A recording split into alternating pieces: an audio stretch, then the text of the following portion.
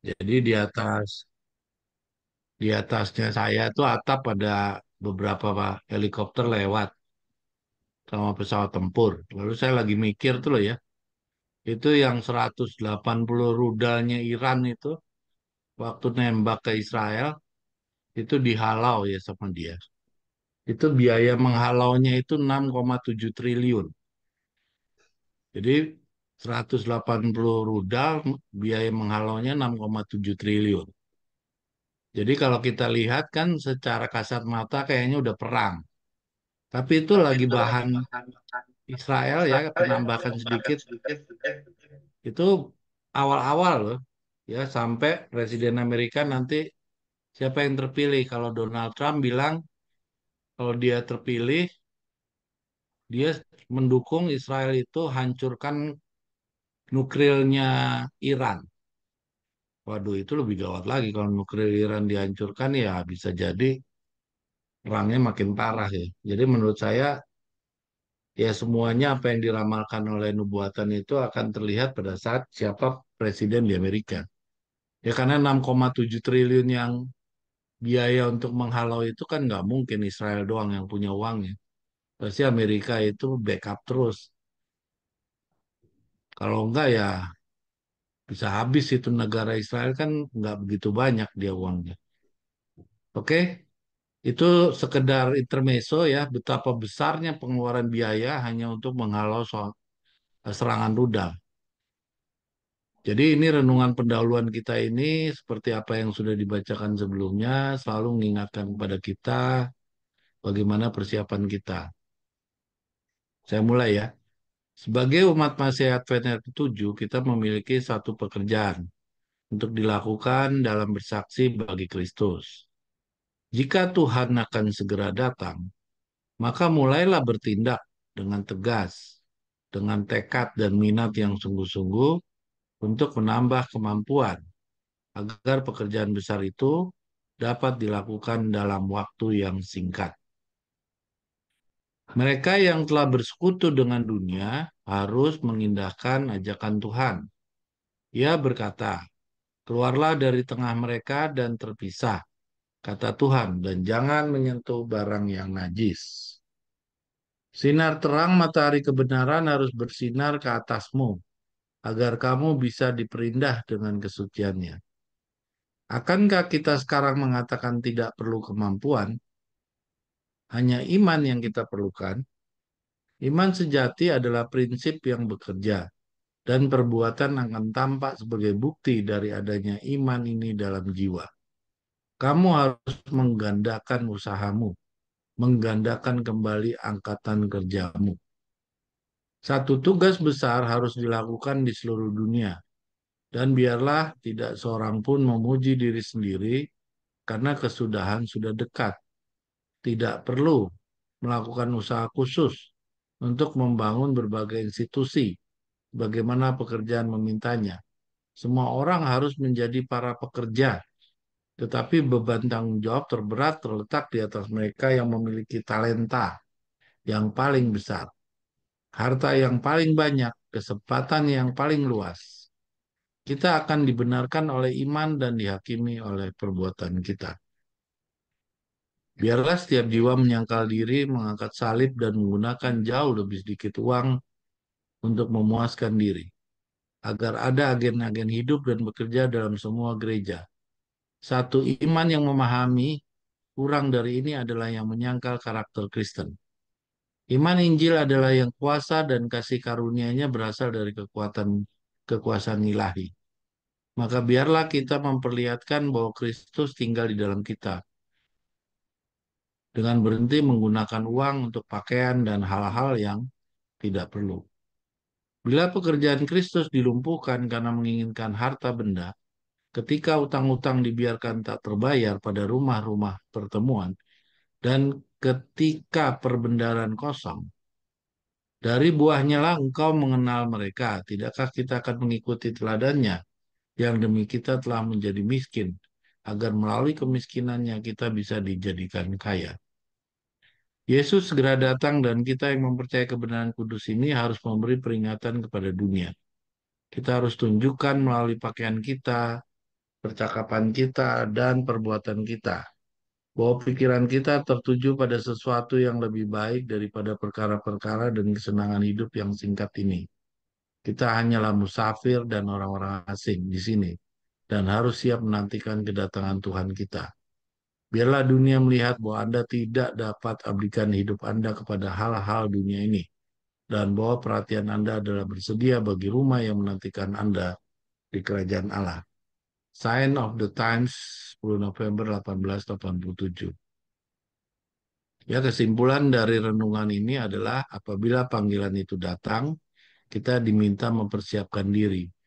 Ya, sementara kita semua sudah belajar, waktunya sudah makin mendekat, maka kita harus meninggalkan hal-hal apapun yang terkait dengan keduniawian, ya, dan hal-hal yang seperti kita sudah baca, yaitu mencari harta, ya. Nantinya seperti apa bentuknya, ramalannya ke depan saya juga nggak tahu. Tapi kalau kita lihat dari pemberitaan ekonomi ya, Indonesia ini selama 5 bulan terakhir itu mengalami deflasi. Artinya kalau dalam bahasa ekonomi, karena saya ini sarjana ekonomi, itu artinya kemampuan ya untuk masyarakat mengeluarkan konsumsinya terbatas. Ya, apakah itu nanti seterusnya akan ditambah lagi akibat yang adanya peperangan, ya itu nanti akan imbasnya seperti apa yang sudah kita pelajari, nanti kita lihat ke depan. Intinya kita harus mendekatkan diri dengan hal-hal yang terkait dengan pembangunan iman. Ya, iman itu adalah belajar, mengerti, percaya, dan berbuat. Yang terakhir itu yang pernah kita pelajari berkali-kali itu adalah menjadi dosa kita apabila itu tidak bisa kita tinggalkan. Ya, semoga tulisan yang terakhir ini biarlah dunia melihat bahwa Anda tidak dapat abdikan hidup Anda kepada hal-hal dunia ini betul-betul terlihat dalam hal kita ya. Tapi kebetulan saya itu jadi anggota Forum Masyarakat Indonesia MAS 2045 ini karena saya juga nggak mau sebenarnya. Cuma karena saya ini ada urusan dari komunitas, jadi saya diminta ikut. Saya juga kaget tuh forum komunitas Indonesia Mas itu isinya orang Kristen semua, mayoritas. Kebetulan ada beberapa teman saya yang dulu saya kenal itu orang biasa, lalu tiba-tiba jadi ada pendeta-pendeta gitulah. Ya pendeta-pendeta Protestan dan sebagainya. Saya jadi nggak ngerti ngapain juga nih forum Indonesia Mas yang diisi orang-orang gereja ini kok gabung-gabung. Yang ketua Dewan Pembinanya itu adalah Hasim Jojo Hadikusumo yang intinya yang dukung Presiden Prabowo Gibran lah. Ya saya sih nggak tahu saya ini diminta ikutan karena saya ada komunitasnya juga ya mau nggak mau ya saya lihat aja apa sih yang dicari mereka gitu ya.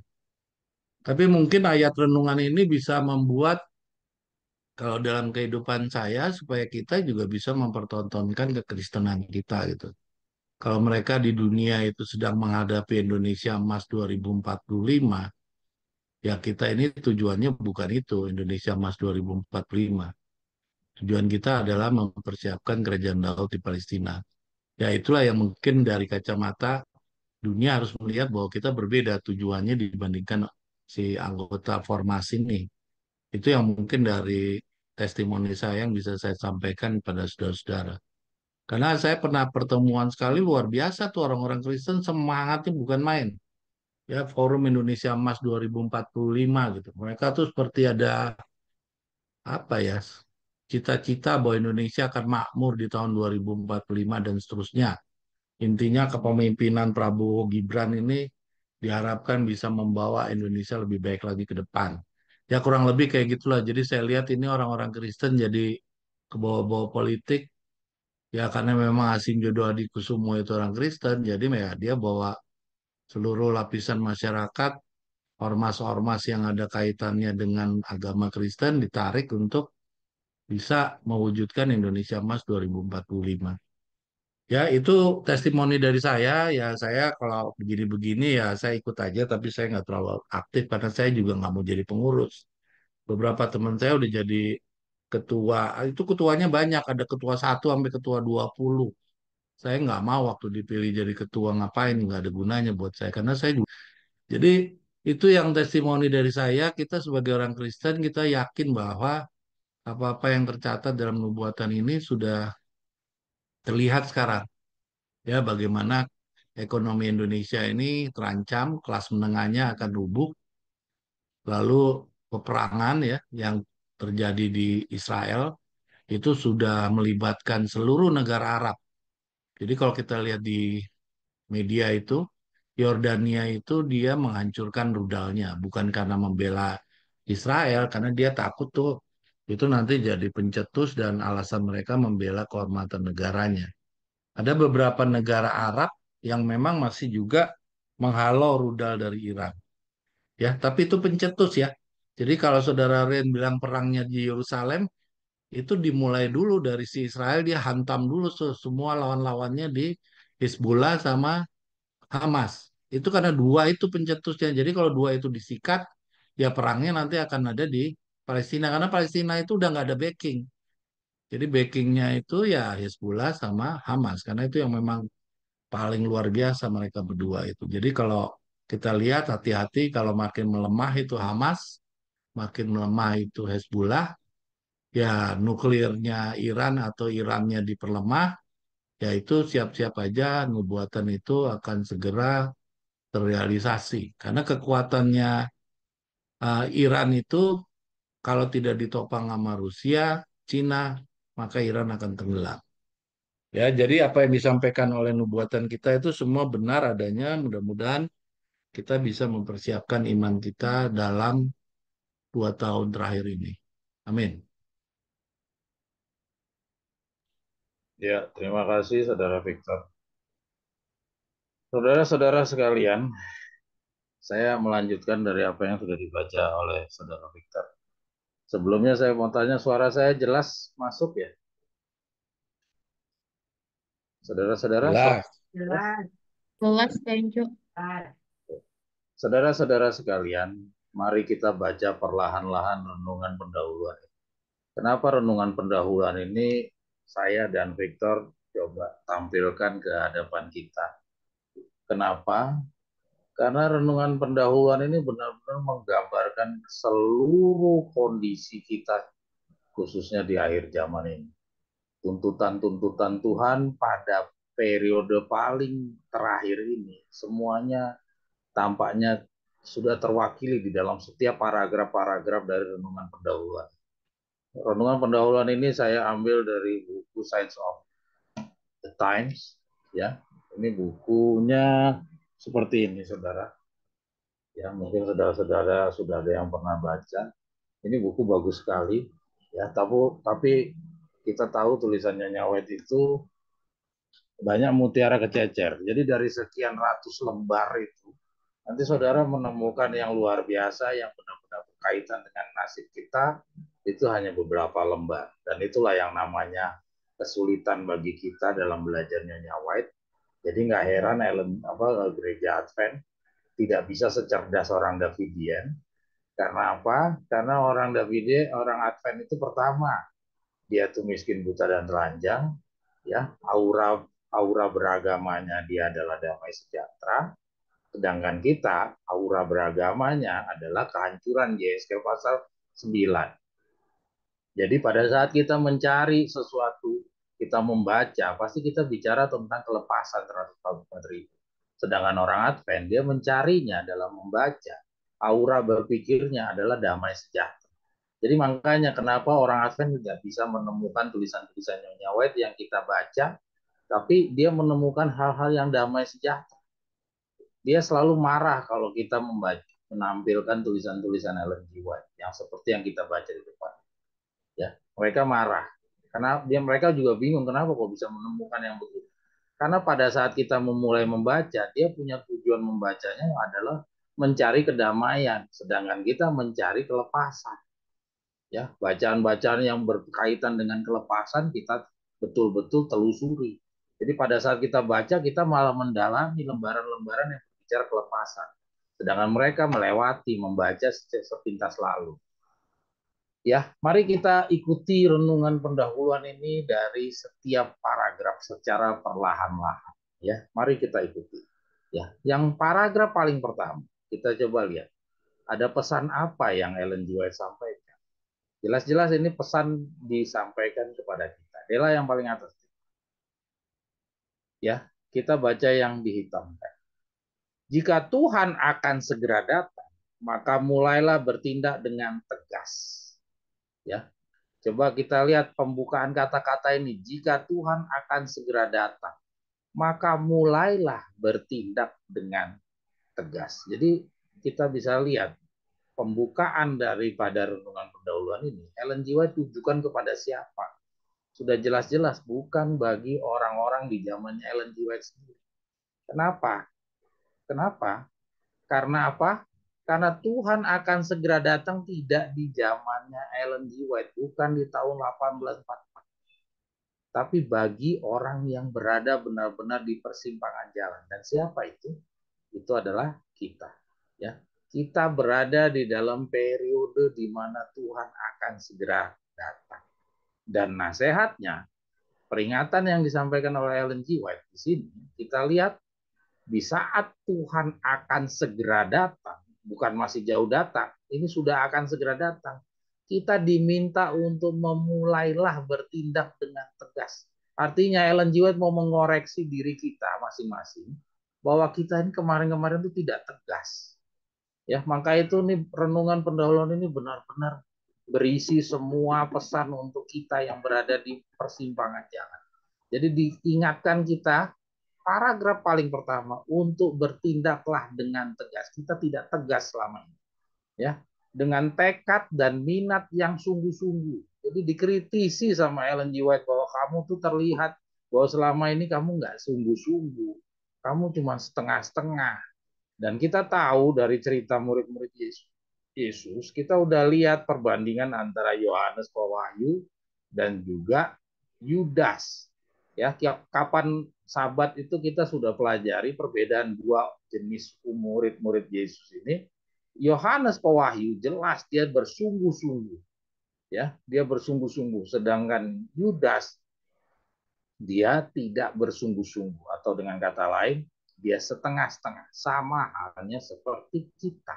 Nah, jadi dari paragraf ini diingatkan kita kalau mau, ya, kalau mau kita didapati layak untuk menyandang tugas Roh Suci Hujan Akhir, maka kita mulai dari sekarang ini saat Tuhan akan segera datang, marilah kita bertindak dengan tegas, ya, dengan tekad yang sungguh-sungguh, ya, sungguh-sungguh untuk apa? Menambah kemampuan. Jadi artinya selama ini kita nggak serius dan tidak menambah kemampuan agar pekerjaan besar itu dapat dilakukan dalam waktu yang singkat. Nah, karena pekerjaan itu singkat, ya, karena waktunya itu akan sangat singkat, yaitu 2027. Dari sekarang ini, dari 2024, artinya tinggal 2 tahun.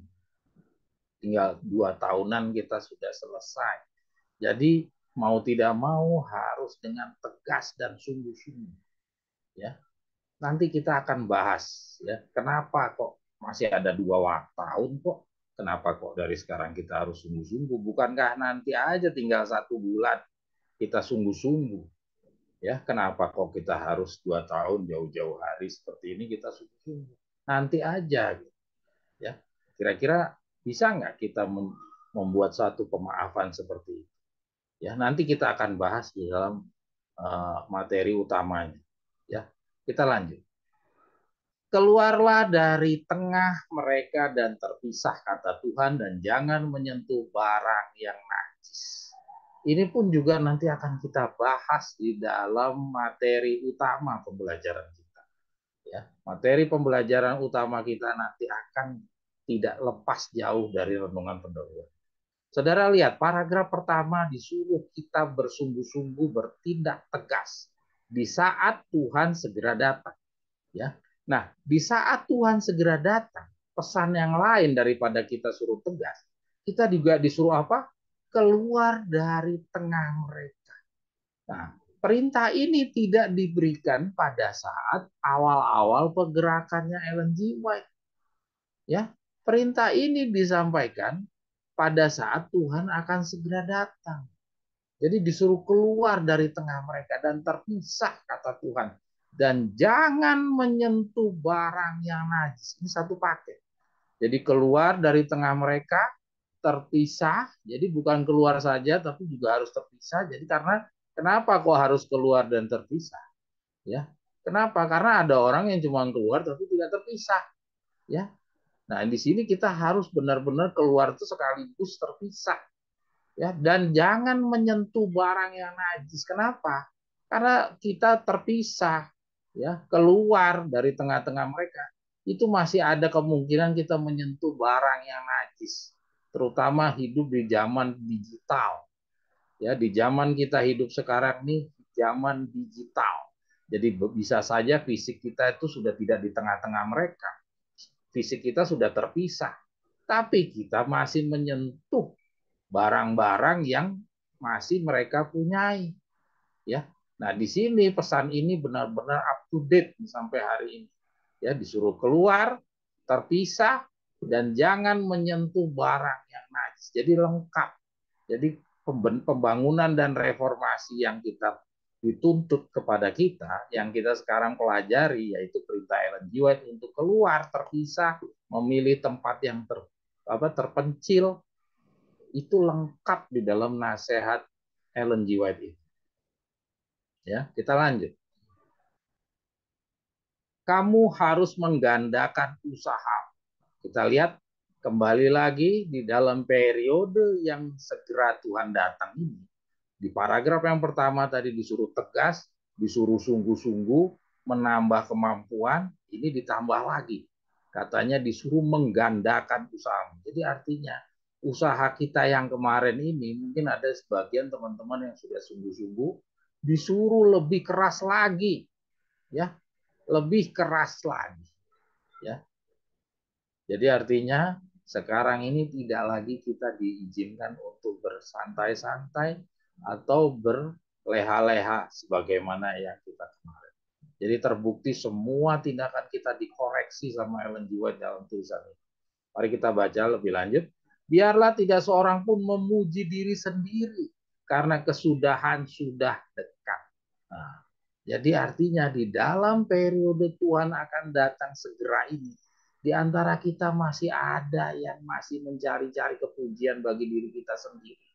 Ya, ini bukan di zamannya Ellen G. White, artinya ada orang-orang yang masih mencari kepujian diri. Ini diingatkan untuk berhenti. Ya, tidak seorang pun memuji diri sendiri karena kesudahan tidak sudah dekat. Jadi mari kita evaluasi diri kita sendiri, ya, evaluasi masing-masing diri kita. Apakah kita adalah orang yang disasar oleh Ellen G. White ini? Adakah kita sampai detik ini masih bertindaknya adalah pada dasarnya untuk cari pujian nama? Ada nggak kita cari-cari untuk orang menghargai tindakan kita? Kalau kita berbuat segala sesuatunya adalah untuk kemuliaan diri kita, supaya nama kita dihargai, supaya kita dihormati, mulailah dari saat ini diingatkan oleh Ellen G. White untuk tidak lagi memuji-muji diri sendiri. Ya, kita terus. Tetapi beban tanggung jawab terberat terletak di atas mereka yang memiliki talenta paling besar. Nah, saudara lihat, jadi beban yang Tuhan minta itu lebih besar kepada orang yang punya talenta yang besar. Ya, talenta apa saja itu? Talenta yang pertama adalah harta yang paling banyak. Ya, siapa saudara-saudara di antara kita yang punya harta yang paling banyak? Ini juga Tuhan minta tanggung jawab terbesar supaya hartanya itu dipakai untuk kemuliaan Tuhan. Ya, lanjut. Ya, mungkin tidak banyak yang punya harta banyak di antara kita ini, tapi semuanya itu Tuhan minta supaya hartanya itu dipakai. Ya, kita punya tanggung jawab. Ya, itu adalah talenta bagi kita. Nanti akan kita lihat apakah ini hanya untuk orang yang banyak hartanya seperti yang di paragraf ini, ataukah semuanya orang-orang yang sesedikit-dikitnya harta yang punya pun juga kita tetap harus bertanggung jawab. Nanti kita akan baca di paragraf yang di bawah. Kesempatan yang paling luas. Nah, mungkin tidak banyak orang yang punya harta yang banyak sebagaimana yang dikatakan paragraf ini. Tapi mengenai kesempatan yang paling luas, semua kita semua ya, semua punya kesempatan yang sama ya. Jadi kesempatan yang sama itu apa? Kesempatan yang luas itu apa? Ini adalah tanggung jawab daripada kita untuk menghidupkan talenta yang Tuhan telah berikan. Kesempatan yang paling luas itu apa? Misalnya kesempatan waktu yang masih ada, tubuh yang masih sehat, kecerdasan, pikiran yang tidak sakit, pikiran yang tidak miring lah artinya ya. Kita sehat ya.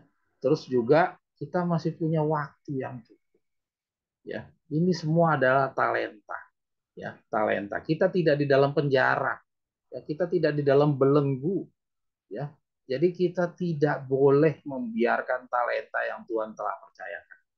Kita tidak dipenjara, kita tidak diikat sampai tidak boleh baca Alkitab seperti di zamannya Martin Luther, Alkitab disembunyikan.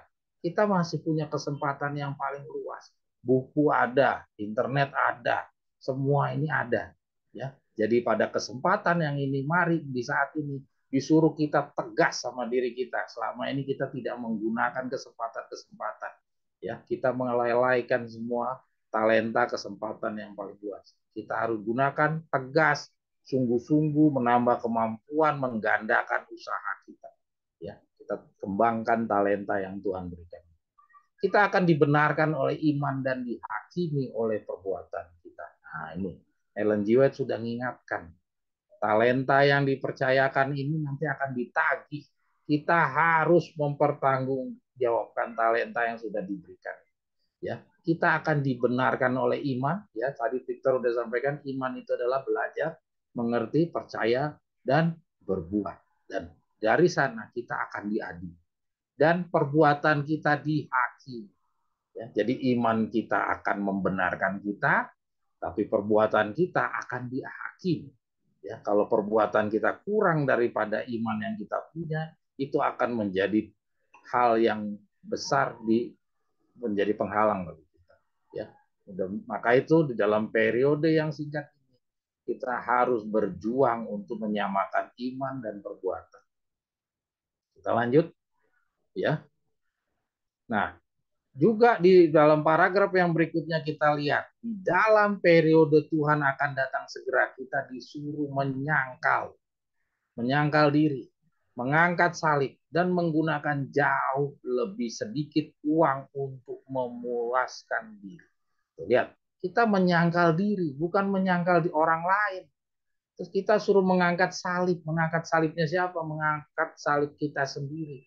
Ya, kita sudah belajar dari pengalaman Petrus beberapa waktu lalu. Kita sudah baca dari ceritanya Petrus, di mana Petrus dikoreksi sama Yesus karena Petrus terlalu peduli sama urusan orang lain, yaitu Yohanes. Ya, kita ingat itu. Pelajaran Petrus itu harus kita ingat karena kita adalah Petrus akhir zaman. Ya. Dan Petrus berhasil dia memasuki kelas 40 hari. Dan kita masih perjalanan menuju ke sana. Ya, kalau kita juga masih seperti Petrus yang lama, kita tidak menyangkal diri, kita tidak mengangkat salib kita, dan tidak menggunakan lebih sedikit uang untuk memuaskan diri, maka kita tidak akan masuk di dalam kelas Petrus yang baru. Kita harus berjuang menjadi Petrus yang baru. Ya, kita diingatkan di sini untuk menggunakan sedikit uang untuk memuaskan diri.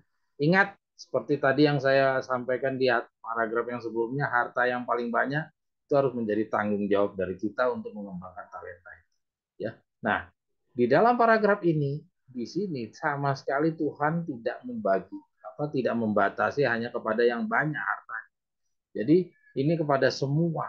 Jadi uang itu harus digunakan sesedikit mungkin untuk memuaskan diri. Ya. Jadi sedikit saja untuk memuaskan diri. Ya, kenapa kok masih tampaknya masih seakan-akan diizinkan untuk kita memuaskan diri dari uang yang kita punya? Kenapa? Karena kita masih mempunyai kebutuhan-kebutuhan mendasar seperti makan, tempat tinggal, ya. Nah, itu diizinkan. Tetapi diingatkan untuk sesedikit mungkin untuk memuaskan diri. Jangan sampai uang itu sampai terbebani sehingga kita sampai berhutang sebagaimana dikutipan-kutipan Ellen G. White. Ya, yang kita garis bawahi di sini, satu iman yang memahami kurang dari ini adalah menyangkal karakter Kristen. Nah, coba lihat. Jadi dari paragraf yang dari atas itu kurang dari ini, itu kita menyangkal, ya, kita menyangkal Kristen. Ya, jadi nggak boleh kurang sama sekali dari hal yang barusan kita baca. Kita disuruh keluar dari tengah-tengah mereka, terpisah, jangan menyentuh barang yang najis. Satu pun dari semuanya itu tidak boleh ada yang kurang daripada itu. Kalau kurang daripada itu, kita dikatakan menyangkal karakter Kristen. Ya, kita terus berhenti menggunakan uang untuk pakaian dan hal-hal yang tak perlu. Ya, jadi mulailah di dalam periode Tuhan akan datang segera ini, kita semua mengoreksi gaya hidup kita. Ya, gaya hidup kita pun kita harus koreksi. Berhenti menggunakan uang untuk pakaian dan hal-hal yang tak perlu. Coba kita lihat, bedakan antara yang di atas. Kalau yang di atas dibilang jauh lebih sedikit menggunakan uang untuk memuaskan diri, tapi dalam hal untuk pakaian dan hal-hal yang tidak perlu, tidak dibilang untuk jauh lebih sedikit, tapi diingatkan untuk berhenti. Jadi lihat, ya, kita lihat perbedaannya. Kalau untuk pakaian dan hal-hal yang tidak perlu, Tuhan tidak punya toleran sedikit pun. Tapi untuk yang di atas, itu Tuhan masih memberikan kelonggaran. Artinya, yang di atas Tuhan masih perhatian, masih memberikan menghargai bahwa kita itu masih membutuhkan kebutuhan-kebutuhan yang mendasar. Ya. Tapi bagi yang bicara mengenai pakaian, dan hal-hal yang tidak perlu, artinya bukan makanan pokok, bukan kebutuhan primer, bukan kebutuhan prioritas. Kepada hal yang seperti itu, di dalam tulisan Ellen G. White ini dilarang. Kita disuruh berhenti total untuk segala hal yang tidak perlu. Ini adalah nasihat yang Ellen G. White sampaikan bagi orang-orang di saat Yesus akan datang segera. Ya, kita lihat yang paling bawah. Dela geser, Del. Yesus segera datang dan kita yang mempercayai kebenaran kudus ini harus memberi peringatan kepada dunia. Nah, ini mungkin Ellen G. White karena memang punya pekabaran 3 malaikat, yaitu pekabaran untuk dunia. Ya, sedangkan kita setelah kedatangan Victor Utef, kita diingatkan untuk membenahi ke dalam diri kita sendiri, ke dalam sidang Laodikia, bukan kepada dunia. Kita baca terus. Kita harus tunjukkan melalui pakaian kita, percakapan kita, dan perbuatan kita, bahwa pikiran kita tertuju pada sesuatu yang lebih baik dari perkara-perkara dan kesenangan hidup yang singkat ini. Jadi kita harus menghidupkan iman kita. Ya, seperti tadi yang di atas tuh katanya iman kita. Ya, jadi kita lihat di sini, kita disuruh menghidupkan praktek beragama kita.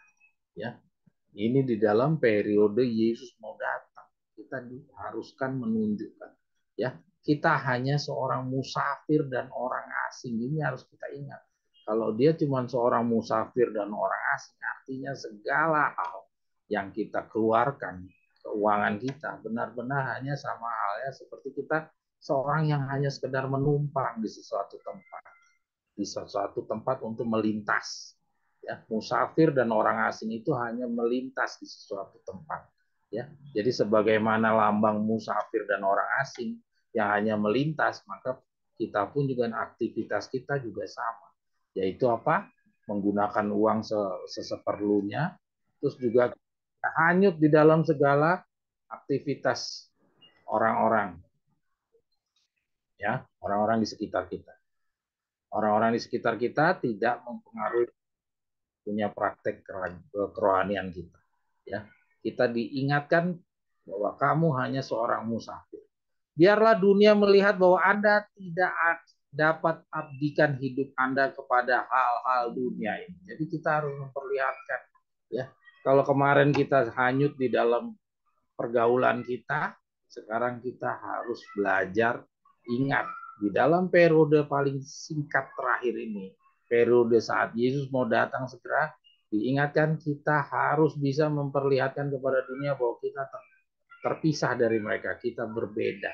Dan kita harus memperlihatkan bahwa kita tidak bisa mengabdikan hidup kita kepada hal-hal yang di dunia ini.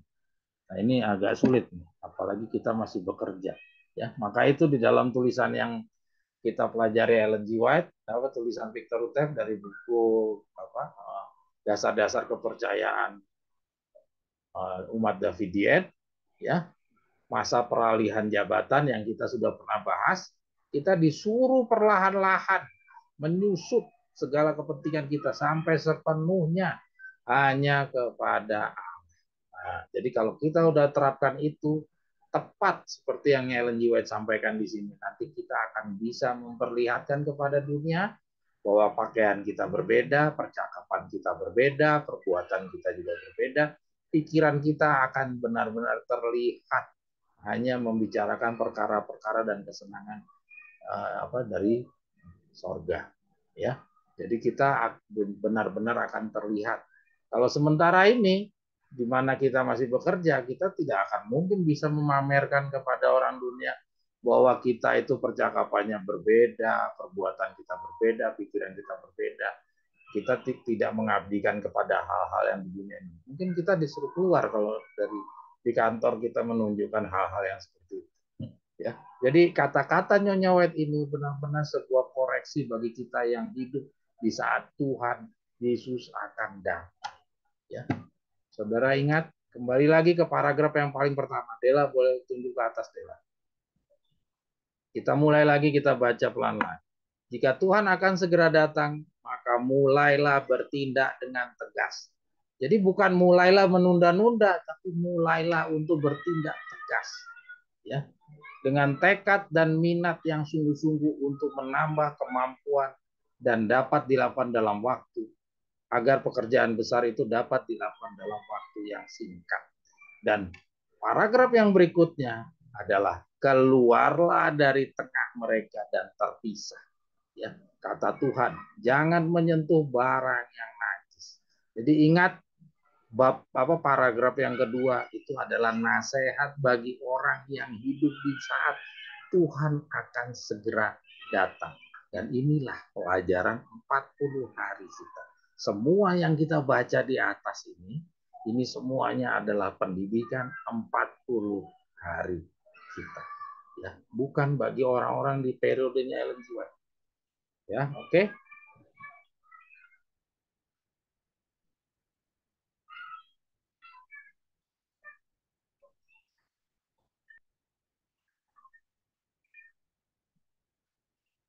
Oke. Satu lagi saya mau nunjukkan kepada saudara.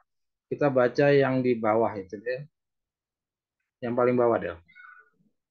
Bila pekerjaan Kristus dilumpuhkan, kita kan ada paling bawah deh. Nah, itu tuh. Bila pekerjaan Kristus, nah di situ. Ya, berhenti menggunakan uang untuk pakaian dan hal-hal yang tidak perlu. Nah, kita lihat di sini. Bila pekerjaan Kristus dilumpuhkan karena menginginkan harta benda, ketika utang-utang dibiarkan tak terbayar pada rumah pertemuan, dan ketika perbendaharaan kosong, dari buahnya lah engkau akan mengenal mereka. Nah, coba lihat. Ya, dari buahnya lah kamu akan mengenal mereka. Terus berikutnya kita dikasih contoh tentang Yesus. Tidakkah kita mengikuti teladannya yang demi kita telah menjadi miskin agar melalui kemiskinan kita bisa jadi kaya raya, ya, dijadikan kaya. Ya, kembali kita lihat ke kata-kata di atas. Bila pekerjaan Kristus dilumpuhkan karena menginginkan harta benda. Karena ketika utang-utang dibiarkan tak terbayar pada rumah-rumah pertemuan, dan ketika perbendaharaan kosong, dari buahnya lah engkau akan mengenal mereka. Saudara-saudara, saya belum bisa menjawab kata-kata itu. Kata-kata ini cukup mengerikan. Nanti kita akan lihat di dalam pembahasan inti materi utama kita. Ya. Kalau lihat dari kata-kata ini, kita dimungkinkan nanti akan terlihat dari buah-buah kita. Ketika kita di dalam kondisi yang benar-benar tidak memiliki apa-apa, ya, ketika kita tidak memiliki apa-apa, barulah di situ katanya dari buahnya lah engkau akan mengenal mereka. Jadi calon-calon 144.000 itu nanti diuji. Kalau sampai dia nggak punya apa-apa, kira-kira bagaimana? Apakah dia ini adalah dari jenis yang layak untuk menyandang tugas Roh Suci Hujan Akhir, ataukah dia akan menjadi orang-orang yang meninggalkan tanggung jawab? Nah, ini yang kita khawatirkan. Nanti kita akan baca di dalam pembahasan ini. Ya, saudara-saudara, ada yang mau respon? Ada yang mau mengomentari? Mungkin paragraf yang lain-lainnya tadi kita udah sama-sama bacanya adalah koreksi. Tapi kata-kata yang ini benar-benar sebuah hal yang masih ramalan dan belum kita bisa gambarkan seperti apa nanti penggenapannya. Oke, kira-kira demikian. Ada yang mau komentar? Silakan.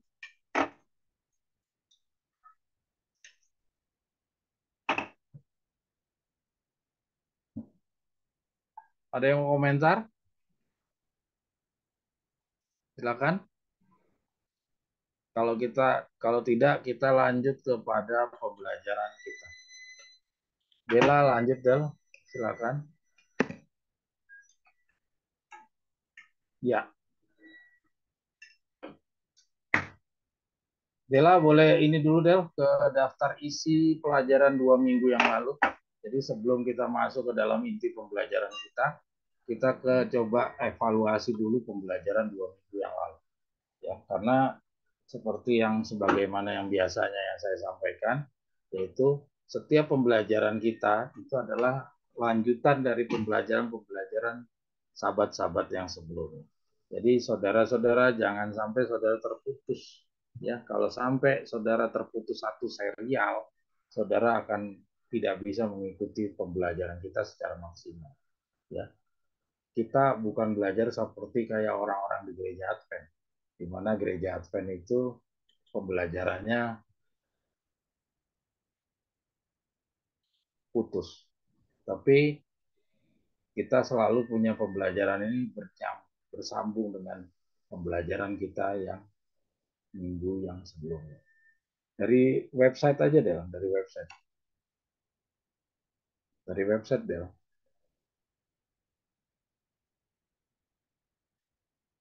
Saudara-saudara, kalau ada yang mau didiskusikan, silakan dipotong saja, tidak apa-apa. Pelajaran kita ini masih membahas tentang 40 hari, karena pelajaran tentang 40 hari ini ternyata cukup banyak sebenarnya yang kita bisa dapatkan dari tulisan-tulisan Ellen G. White. Hanya saja semuanya itu masih tercecer, ya, mutiara-mutiara itu harus dirangkai menjadi satu rangkaian. Jadi bukan suatu pelajaran yang sederhana tentang 40 hari. Ya, saudara lihat, ini adalah Sabat 21 September 2024. Ya, ini 2 minggu yang lalu. Ya, kita sudah bahas tentang pengalaman Yeremia dalam pendidikan 40 hari. Ya, itu dari pelajaran Zoom tanggal 7 September 2024. Ya, di mana di dalam pengalaman Yeremia itu kita dapatkan contoh pelajaran 40 hari. Dan hasilnya dari pelajaran Yeremia itu apa? Yeremia bukan punya pelajaran sebagaimana 40 tahun, 40 hari, 30 tahun dari pengalamannya Yohanes Baptis. Mereka itu semuanya pengalamannya Musa 40 tahun, 40 harinya Yesus, ya, di gunung dicobai sama setan, 40 harinya murid-murid Yesus. Itu semuanya berbicara tentang pembangunan dan reformasi. Tetapi pengalaman Yeremia itu berisi hal yang berbeda, yaitu Yeremia ditugaskan untuk memberikan pekabaran selama 40 tahun kepada bangsa Yehuda sebelum mereka mau ditawan di Babylon. Ya, jadi suatu kesempatan emas bagi orang-orang Yehuda waktu itu apabila mereka mendengar amaran Yeremia, maka mereka bisa dilepaskan dari tawanan Babylon. Tapi kenyataannya mereka gagal. Ya, nah, di dalam pelajaran 40 tahun itu ternyata ada siswa yang didapat, yaitu siapa? Daniel, ya, Mesak dan Abednego itu nama orang Babylon. Ya, nama aslinya Mesaya, siapa itu? Saya lupa nama-namanya mereka ya. Nah, itu dapatnya dari pendidikan dari Yeremia. Selama 40 tahun dapatnya adalah Daniel, Mesak, dan Abednego. Ya, Sadrak, Mesak, dan Abednego. Dan juga satu lagi kita dapat Yehezkiel. Ya. Yehezkiel juga hasil dari pendidikan Yeremia dalam pendidikan 40 tahun. Ya, itu kita dapat pembelajaran dari yang 2 minggu yang lalu. Yang berikutnya kita melihat memahami tulisan Ellen G. White tentang Roh Kudus dari pengalaman rasul-rasul. Ya, dan juga yang berikutnya sambungan nomor 3, bukti pekerjaan roh. Ini juga saudara-saudara nanti bisa ditelusuri lagi, dibuka ya, dipelajari. Di sini kita dapatkan satu pelajaran lagi, petunjuk bahwa ternyata di dalam periode 40 hari itu, ya nanti kalau kita masuk sebagai contoh saingan dari 40 harinya murid-murid Yesus, kita juga akan sama sebagaimana murid-murid Yesus. Dia tidak dia tidak hanya mendapatkan bimbingan dari Yesus sebagaimana di dalam pendidikan dia 3,5 tahun, tapi dia juga diberikan roh pendahuluan, ya, diberikan roh pendahuluan untuk supaya apa? Supaya murid-murid Yesus itu bisa memahami hal-hal yang dia tidak ketahui, yang dia tidak mengerti selama 3,5 tahun sebelum. Ya, jadi kalau kita adalah contoh saingan dari mereka, maka di dalam periode 40 hari ini pun kita juga mendapatkan bimbingan roh. Walaupun kita nggak merasakan, tapi dengan pemahaman-pemahaman kita yang bisa menggali, bisa mengetahui pemahaman yang lebih luas daripada apa yang disampaikan di dalam contoh saingan dari 3,5 tahun, yaitu pengetahuan-pengetahuan yang dibagikan oleh Victor Hutef. Kita mempunyai pengetahuan yang lebih luas daripada Victor Hutef, itu sebagai bukti bahwa itu hasil bimbingan daripada roh pendahuluan. Ya. Contoh saingan daripada roh yang memimpin juga rasul-rasul dahulu. Ya, itu yang kita sudah dapatkan di dalam pembelajaran 2 sahabat yang lalu. Yang berikutnya kutipan tentang roh apa yang memimpin mereka yang menolak gulungan kebenaran dalam 40 hari. Ya, ini saya lupa ini isinya apa ya. Nanti saudara bisa buka. Ya. Terus yang berikutnya karunia kesanggupan dan pendidikan Yeremia. Nah, ini bisa dilihat nih. Bella boleh bisa buka ya. Tadi saya lupa isinya. Oh, ini murid-murid memikirkan tentang kuburnya yang kosong. Ah, ini. Ya, saya ingat. Jadi isinya ini adalah roh yang seperti ini yang harus kita khawatirkan.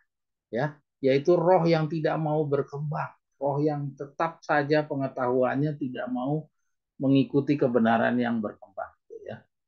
Jadi kita harus belajar dari pengalamannya murid-murid Yesus, di mana ketika Yesus itu bangkit, ya kita baca di sini, kabar tentang kebangkitan Kristus sangat berbeda dengan apa yang telah mereka harapkan, sehingga mereka tidak dapat mempercayainya. Pada hemat mereka, kebenaran hal itu terlalu sukar diterima begitu saja.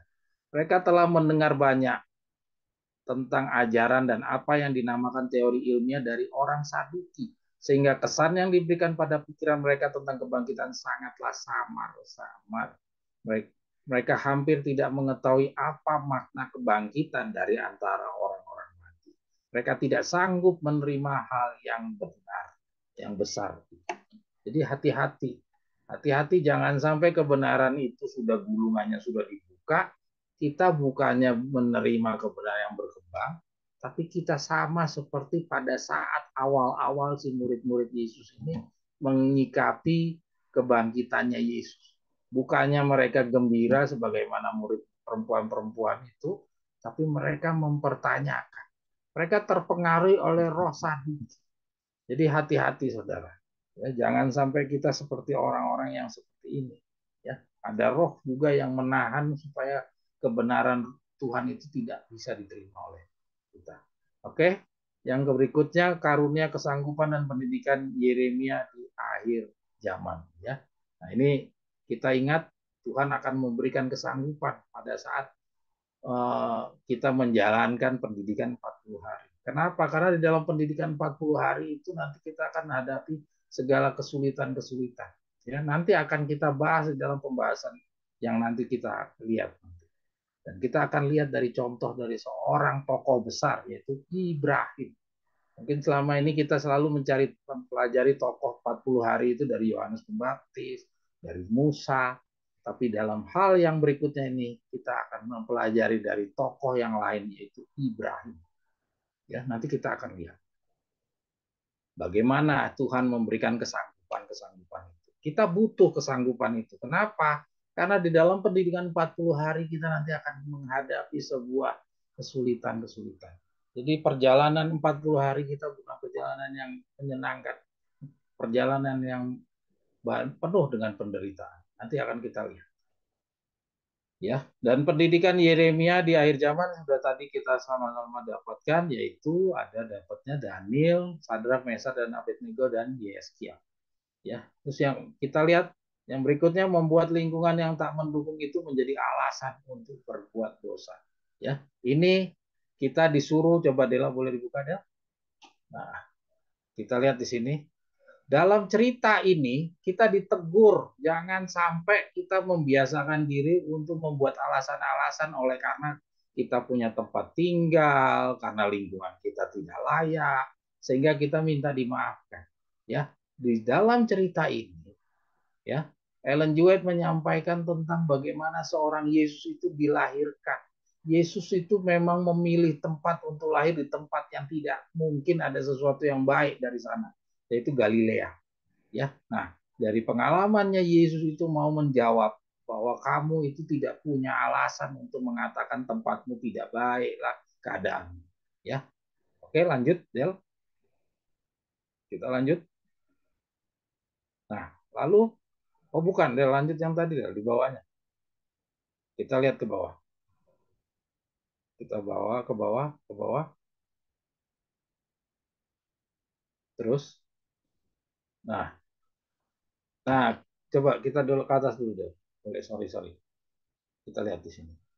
Alasan mengapa banyak orang yang mengaku murid Yesus jatuh ke dalam pencobaan yang menyedihkan adalah bahwa mereka tidak memiliki pengetahuan yang benar tentang diri mereka sendiri. Disinilah letak kelemahan Petrus yang dengan mudah digoncang musuh. Ya, jadi kita diingatkan nih, pengalamannya Petrus kembali lagi harus menjadi pembelajaran bagi kita. Ya, alasan banyak orang yang mengaku murid Yesus itu jatuh dalam pencobaan adalah karena dia tidak mengenal dirinya sendiri. Ya, dia terlalu sibuk memperhatikan orang lain, tapi dia tidak mengenal dirinya sendiri. Sehingga dia tidak melihat kelemahannya dia di mana, kemampuannya dia di mana, seberapa mampu dia melawan setiap godaan, dia tidak melihat. Dia terlalu memandang kepada hal-hal yang di luar daripada dirinya sendiri. Ya, oke lanjut. Nah, kita lihat di sini kesimpulan. Ini kemarin kita belum sempat baca ya. Walaupun dari petunjuk pengalaman Yesus tidak mengizinkan kita untuk beralasan mengenai tempat kita berada, namun kutipan lain dari pengalaman seorang Petrus menolong kita untuk kenalilah diri kita sendiri. Ya, jadi pengalaman Petrus, pelajaran pengalaman Petrus mendidik kita untuk mengenali diri kita sendiri. Renungkan kejatuhan Petrus. Adakah saya lebih cenderung seperti Yesus ataukah saya seperti pribadi Petrus yang percaya diri, merasa diri istimewa beda dari lainnya? merasa mampu dan kuat pada saat hantaman gelombang belum datang. Ya, kita ingat Petrus percaya dirinya luar biasa, dia sombong, dia mengatakan waktu Yesus mengatakan nanti semua dari kamu akan meninggalkan aku. Dengan sombong Petrus mengatakan, oh itu mungkin mereka, tapi saya tidak. Lihat, apakah kita karakternya seperti Petrus ataukah kita seperti Yesus? Maka perintah berpisahlah kamu dari dunia. Jangan lagi menjamah barang yang keji. Pergilah kamu dari kota besar, tinggallah kamu di tempat yang terpencil, terpisah dari pengaruh kota dan memungkinkan kamu bergaul dengan Tuhan. Kesemuanya adalah perintah-perintah, ya. Jadi kita membandingkan karakter kita dengan Yesus, karakter kita dengan Petrus. Maka kalau kita mengenali kita seperti siapa, apakah seperti Yesus ataukah lebih dekat kepada Petrus? Kalau kita seperti Yesus, oke, kita tetap berada di tengah-tengah pergaulan. Kita tidak usah keluar karena kita mampu bertahan seperti Yesus. Tapi kalau kita karakternya adalah seperti Petrus, maka perintah berpisahlah kamu dari dunia, jangan lagi menjamah barang yang keji, pergilah kamu dari kota besar, tinggallah kamu di tempat yang terpencil, terpisah dari pengaruh kota dan memungkinkan kamu bergaul dengan Tuhan. Kesemuanya adalah perintah-perintah karena Tuhan lebih mengenal kita daripada ya. Ini kesimpulan yang belum kita baca dua minggu yang lalu. Jadi jangan kita menawar-nawar.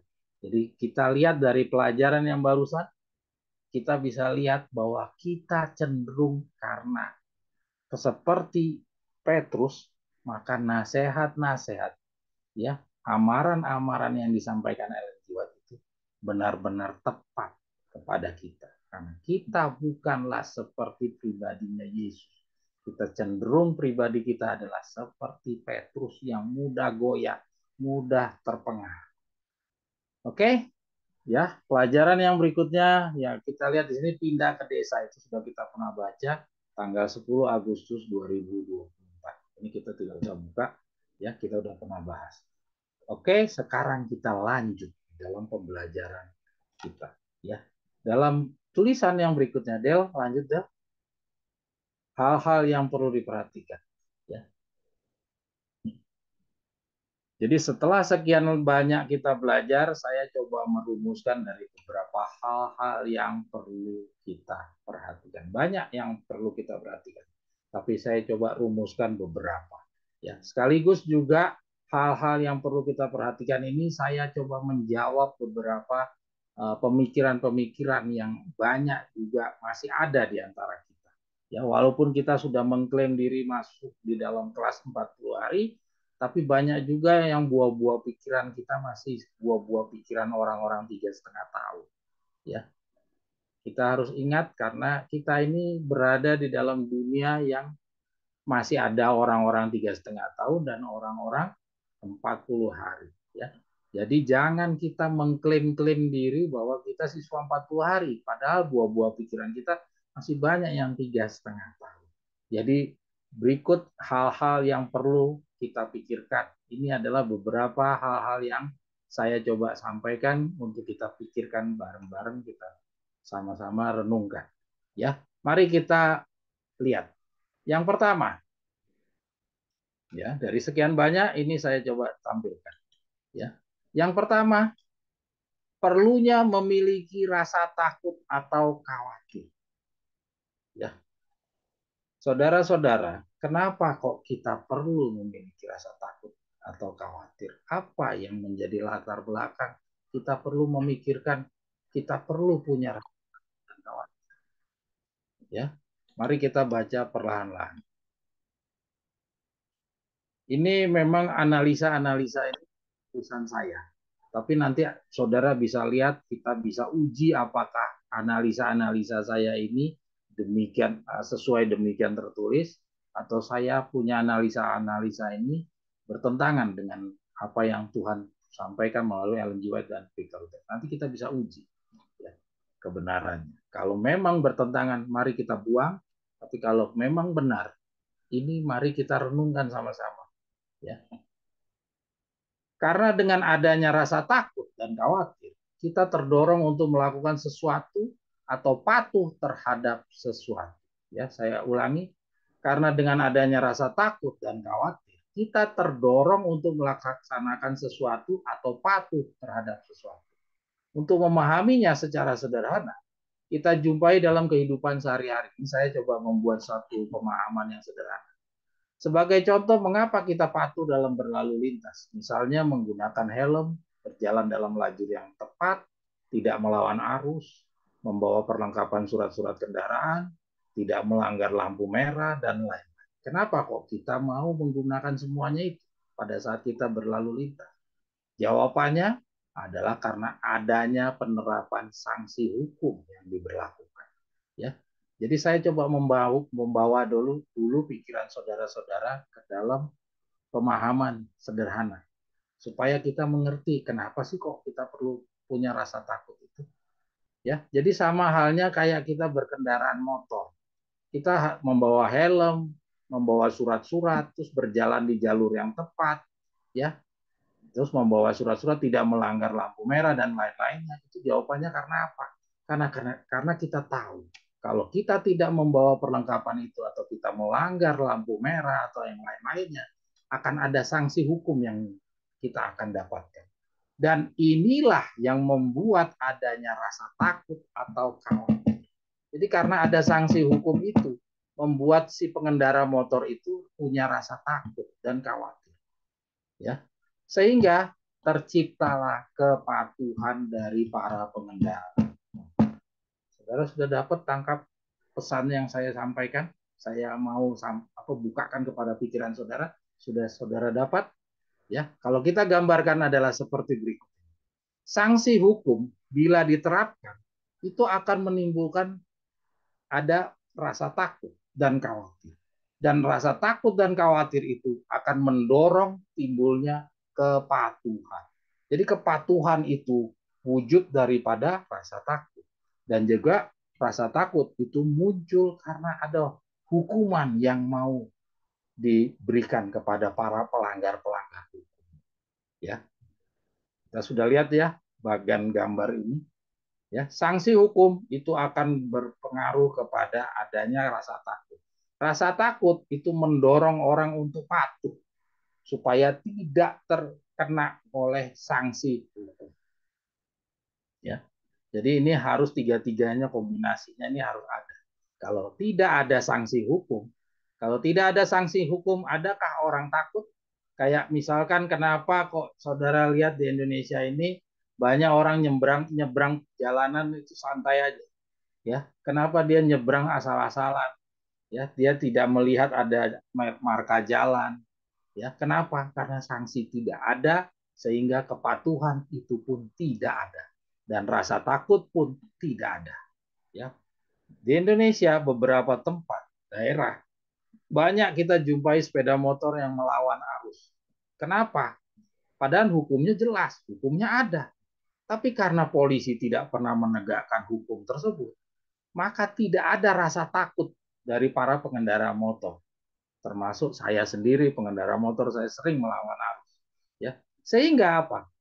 Tidak terjadi kepatuhan. Jadi kombinasi tiga-tiganya ini harus ada semuanya. Ya, mari kita baca lebih lanjut. Ya, jadi ingat tiga-tiganya ini kombinasinya harus ada. Kalau misalnya sanksi hukum itu tidak diterapkan, maka tidak timbul rasa takut dari para orang-orang dari orang-orang yang menggunakan peraturan tersebut, itu tidak ada tercipta rasa takut sehingga kepatuhan pun tidak ada. Jadi secara sederhana dapat dipahami bahwa agar hukum itu dipatuhi, maka diperlukan ditegakkannya hukum. Ya, jadi diperlukannya ditegakkannya hukum. Dan itulah yang juga diberlakukan dalam kehidupan rohani di dalam perjalanan perjanjian lama. Ya, dan itu juga yang diberlakukan di dalam kehidupan rohani di perjanjian lama. Jadi kita lihat di masa gigi ganti gigi, terbangunlah kepatuhan di dalam orang-orang Israel dahulu. Kita lihat orang-orang Israel karena Tuhan selalu memberikan sanksi pada pelanggaran hukum. Ya, kita lihat setiap pelanggaran hukum Tuhan berikan sanksi di dalam perjalanan Israel keluar dari Mesir. ya ada akan dibunuh, terus orang-orang yang ikut Korah, Datang dan Abiram itu dibinasakan, ya. Terus orang makan buah burung itu masih di dalam mulutnya langsung mati, ya. Akhirnya menimbulkan apa? Ketakutan, dan ketakutan itu mendorong apa? Mendorong kepatuhan, ya. Dan kita saksikan jumlah yang melanggar hukum itu sedikit daripada yang mematuhi hukum. Karena apa? Karena takut. Ya, kita coba lihat ini. Ini perlu kita harus paham. Ya, sedangkan dalam masa setelah perjanjian baru, Tuhan menerapkan kebijaksanaan yang berbeda, yaitu panjang sabar. Pipi kiri dipukul, berikan pipi kanan. Sehingga tidak ada diberlakukannya sanksi sebagaimana masa gigi ganti. Dampaknya, nah ini ketika di dalam perjanjian baru Tuhan tidak langsung memberikan sanksi terhadap pelanggaran-pelanggaran hukum. Sama seperti tadi yang kita bicara pengendara sepeda motor. Banyak yang ngelawan arus karena nggak ada penegakan hukum dari polisi, diabaikan. Ya, sehingga rasa takut itu tidak ada. Sehingga dengan tidak adanya rasa takut, maka kepatuhan pun tidak terwujud. Ya, sama halnya demikian juga di dalam perjanjian baru. Ya, dengan Tuhan tidak memberikan sanksi apa-apa kepada para pelanggar hukum, maka jumlah ke orang-orang yang melanggar hukum semakin hari semakin besar, dan akhir-akhirnya sampai kita tidak bisa lihat lagi siapa yang patuh di dalam pelaksanaan firman ini. Ya, kita baca lebih lanjut. Sehingga tidak ada diperlakukan sanksi sebagaimana masa gigi ganti.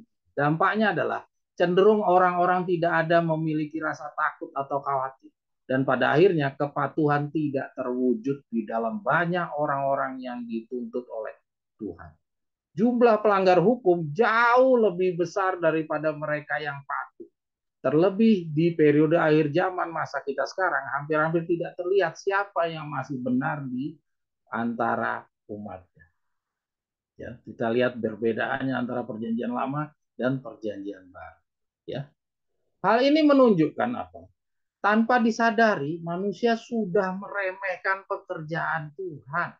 Kebenaran-kebenaran firman yang Tuhan sampaikan itu tidak disadari telah diremehkan. Termasuk kita telah menjadikan Tuhan itu nomor 2 daripada kepentingan kebutuhan diri kita sendiri. Ya, ini refleksi dari renungan pendahuluan kita tadi. Maka itu nggak heran kalau Ellen G. White tegur, ya, ditegur di dalam paragraf yang paling pertama renungan pendahuluan kita tadi. Ya, kenapa? Karena kita pun juga sudah terlena dengan pelanggaran hukum. Karena kita sudah terlena juga dengan keadaan bahwa sanksi hukum itu belum diterapkan. Sehingga kita terbuai dengan orang-orang yang sama, para pelanggar hukum di lingkungan kita. Kita terbawa dengan budaya-budaya kebiasaan-kebiasaan mereka melanggar hukum. Dan ikut-ikutan menjadi pelanggar hukum. Dan kita pun jadi menjadikan Tuhan itu menjadi nomor 2. Dan diingatkan oleh Ellen G. White di dalam renungan pendahuluan kita tadi, kita suruh berubah. Kita harus menjadi orang yang lebih tegas dari yang dahulu. Ya, harus bersungguh-sungguh mencari nafkah, ya, kepentingan kita. Dahulu awalnya adalah penderitaan. Karena harus dengan berkeringat kita mendapatkan makan. Tetapi berangsur-angsur yang tadinya itu menderita menjadi kecintaan kita dan bahkan menjadi satu harga diri. Ya, usaha kita mencari kepentingan sendiri itu pada akhirnya itu menjadi harga diri kita. Ya. Nah, ini dia. Maka dari itu, masalah kesadaran akan kepatuhan ini harus kita perhatikan bila kita tidak ingin disamakan, dianggap salah satu dari para pelanggar hukum tersebut di atas. Terlebih kebanyakan dari kita dikatakan Ellen G. White. Alasan mengapa banyak orang yang mengaku murid Yesus jatuh dalam pencobaan yang menyedihkan adalah karena mereka tidak memiliki pengetahuan yang benar tentang diri mereka sendiri.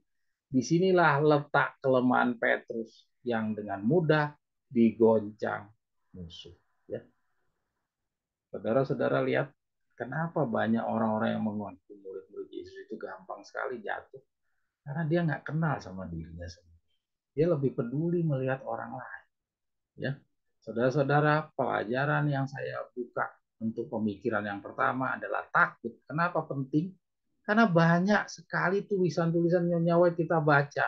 Jujur-jujur aja, bagi saya sendiri jujur, seperti kayak angin lalu. Setelah saya baca, saya tutup bukunya, saya kembali lagi seperti diri saya yang kemarin. Saya nggak ada perubahan dari hasil bacaan-bacaan saya. Saya pikir-pikir ini ramalan Ellen G. White sudah sedemikian keras. Kenapa kok diri saya ini biasa-biasa aja? Kenapa kok saya nggak beranjak untuk meninggalkan atau berubah dari semua aktivitas saya yang dipersalahkan Ellen G. White? Kenapa kok kita tenang-tenang saja? Ya, berjuta-juta orang Advent kita lihat kok tenang-tenang saja, padahal bacaan-bacaan Nyonya White ini sudah disampaikan dengan keras. Ya, tapi kenapa kok nggak bergerak? Kenapa? Karena sanksi itu belum ditegakkan sama Tuhan. Maka bacaan ini saya mau membawa saudara untuk mari kita tidak usah nunggu sanksi itu datang, mari kita sudah membenahi diri kita sendiri. Jangan sampai sanksi itu datang dulu baru kita mau melakukan, itu sudah sangat terlambat. Mari kita baca berikutnya. Pada waktu masih muda, anak-anak sudah harus diajar untuk membaca, menulis, memahami angka-angka, untuk mengurus perhitungan keuangan mereka sendiri. Mereka dapat maju terus langkah demi langkah dalam pengetahuan ini. Tetapi sebelum segala sesuatu diajarkan, haruslah kepada mereka diajarkan lebih dahulu bahwa takut akan Allah ialah permulaan segala hikmat. Ini yang harus ditanamkan setiap orang tua kepada anak-anak. Saya jujur, saya juga salah. Saya sebagai orang tua, saya juga belum menerapkan ini pada waktu anak-anak saya kecil. Cukup terlambat sebenarnya. Ya, dan saya sendiri juga bukan hasil dari orang-orang yang sebagaimana kata-katanya. Ya, harusnya secara idealnya pada saat anak-anak itu baru beranjak dewasa, beranjak mulai bertumbuh, jangan diajarkan dulu membaca, menulis, ya, memahami angka-angka. Tapi pertama sekali tanamkan dulu takut akan Allah. Mungkin ada orang-orang tua dari teman-teman yang di dalam Zoom ini yang sudah menerapkan ini. Ya bersyukurlah kalau saudara sudah mendapatkan orang tua yang telah menerapkan ini. Tapi banyak juga yang lalai menerapkan hal yang seperti ini. Tapi belum terlambat waktunya. Sekaranglah kita harus benahi diri kita. Jadi inilah penyebabnya kenapa kok banyak petunjuk Nyonya White dan Victor diberikan dengan kata-kata yang sedemikian keras, kok kita tenang-tenang saja. Ya, kita bicara ini bukan untuk orang Advent, tapi diri kita sendiri loh. Yang kita mengklaim diri siswa 40 hari, kok banyak bacaan Nyonya White dan Victor kok seperti berlalu begitu saja, kita nggak merasa perlu melakukan pembenahan apa-apa. Kita cenderung masih terus saja mengatakan, nanti aja masih ada waktu. Masih ada waktu. Kok kekhawatiran kita kok rendah sekali ya? Jawabannya adalah diawali sejak kita dari kecil. Karena kita tidak dibiasakan untuk punya rasa takut akan Allah. Ya, ini adalah satu masalah yang harus kita benahi di dalam perjalanan sisa waktu. Kita lanjut. Hendaklah kamu hidup dalam ketakutan selama kamu menumpang di dunia ini. Ya. Kita lihat di dalam paragraf yang kedua, tulisan ini. Kita diingatkan selama kamu menjadi seorang musafir, sebagaimana kita baca di renungan, kamu harus berada di dalam kehidupan yang penuh ketakutan. Nah, kita kok tenang-tenangan saja. Inilah penyebabnya. Kok kita nggak beranjak dari kehidupan kita yang selama ini. Bacaan-bacaan Nyonya White kenapa nggak bisa menyentuh kepada diri kita? Jawabannya adalah karena kita tidak membangun rasa takut selama kita menumpang di dunia. Kita biasa-biasa saja. Bahkan kita menikmati, kita menyatu dengan mereka-mereka yang di lingkungan kita. Bahkan kita sudah sulit dibedakan dengan orang-orang di sekeliling kita. Hanya pengakuan saja yang kita berbeda. Tapi secara pembicaraan semua hal-hal yang lainnya kita sama dengan orang-orang sekeliling kita. Ini sebuah peringatan kepada kita. Kita punya rasa ketakutan selama kita menumpang. Sebab kamu tahu bahwa kamu telah ditebus dari cara hidupmu yang sia-sia, yang kamu warisi dari nenek moyang. Itu bukan dengan barang yang fana, bukan pula dengan perak emas, melainkan dengan darah yang mahal, yaitu darah Kristus, yang sama seperti darah anak domba yang tidak bernoda dan tidak bercacat. Ia telah dipilih sebelum dunia dijadikan, tetapi karena kamu baru menyatakan dirinya pada akhir zaman. Oleh dialah kamu percaya kepada Allah yang telah membangkitkan dia dari antara orang mati dan dengan dan yang telah memuliakannya sehingga imanmu dan pengharapanmu tertuju kepada Allah. Ya, ingat kita harus punya rasa takut selama kamu menumpang di dunia ini. Jadi ketakutan itu boleh dihilangkan ketika apa? Ketika kita sudah selesai dari dunia ini. Kapan itu? Yaitu nanti pada saat kelepasan. Jadi sekarang kita harus selalu takut. Ya takut kenapa? Bukan takut karena kita diintimidasi atau takut karena kita bisa berpotensi menyatu dengan mereka. Kita takut bahwa kita nanti akan terbawa di dalam semua kebiasaan-kebiasaan orang-orang dunia. Kita lanjut. Adalah tugas setiap orang Kristen untuk memperoleh kebiasaan teratur, ketelitian, dan kecepatan. Tidak ada maaf bagi orang yang mempunyai kebiasaan lambat dan ceroboh dalam pekerjaan. Bila mana seorang selalu bekerja dalam pekerjaan itu tidak pernah selesai, itu disebabkan pikiran dan hati tidak ditaruh pada pekerjaan. Seseorang yang lambat dan yang bekerja merugikan harus menyadari bahwa ini adalah kesalahan yang harus diperbaiki. Ia perlu melatih pikirannya dalam merencanakan bagaimana menggunakan waktu supaya memperoleh hasil yang terbaik. Ya, saudara lihat di sini kita dikritik nih. Kalau pekerjaan-pekerjaan kita banyak yang nggak selesai-selesai, itu karena apa? Karena pikiran kita nggak ada di situ. Kenapa kok kita pikiran tidak ada di situ? Kenapa? Karena kita tidak ada kekhawatiran. Ya, tidak ada rasa kekhawatiran atas pekerjaan itu apakah harus selesai atau tidak perlu selesai. Ya, kalau kita berada di sebuah pekerjaan kantor, ada pekerjaan yang tidak selesai, mungkinkah kita duduk tenang-tenang saja? Tidak akan mungkin. Karena tuntutan dari perusahaan, dari kantor tidak akan membiarkan saudara tidak menyelesaikan pekerjaan. Ya. Nah, kenapa kok kita kerja di kantor itu selalu harus menyelesaikan pekerjaan? Karena ada target yang ditagih, ya, dan ada sanksi yang juga akan diberikan kalau kita tidak tuntas bekerja. Ya. Nah, ingat, jadi artinya apa? Artinya kalau kita di kantor, kenapa kita mau menyelesaikan pekerjaan? Karena kita punya rasa takut dan kita punya rasa khawatir, ya, khawatir bahwa nanti kita akan dapat sanksi dari pekerjaan dari kantor. Tapi dalam hal kebenaran Tuhan, banyak sekali pekerjaan kita yang tidak selesai. Ya, bacaan-bacaan buku-buku banyak yang kita biarkan saja. Bahkan ada mungkin juga yang sampai tahunan kita baca tidak kita selesaikan. Ada pekerjaan-pekerjaan misalnya kita harus memposting, kita rencana-rencana punya mau membagikan kebenaran kepada grup ini, grup ini, grup ini. Tapi kita tidak lakukan dan kita tidak selesai. Dan kita tenang-tenang saja, kita tidak selesaikan hal tersebut. Kenapa? Karena sesuai kata-kata Nyonya White ini, karena pikiran kita tidak diletakkan di sana. Kenapa kok kita tidak merasa khawatir, kita tidak punya rasa takut? Karena apa? Karena sanksinya itu tidak kita rasakan.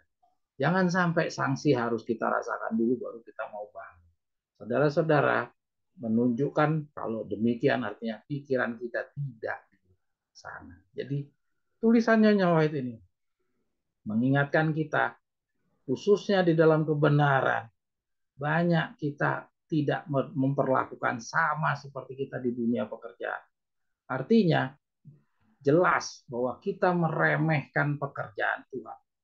Ya, kita lebih takut dengan pekerjaan-pekerjaan di dunia. Hampir-hampir di dalam pekerjaan dunia, coba saudara evaluasi.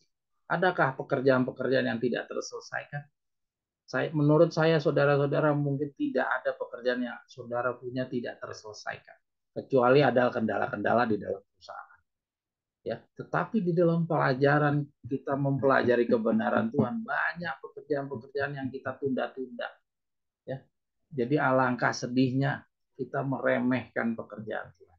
Kira-kira Tuhan berkenan dengan pekerjaan kita yang tidak selesai-selesai? Ya, marilah kita membangun sebuah perbaikan dalam perjalanan sisa umat waktu kita ini. Yang berikutnya, mari kita lihat di sini.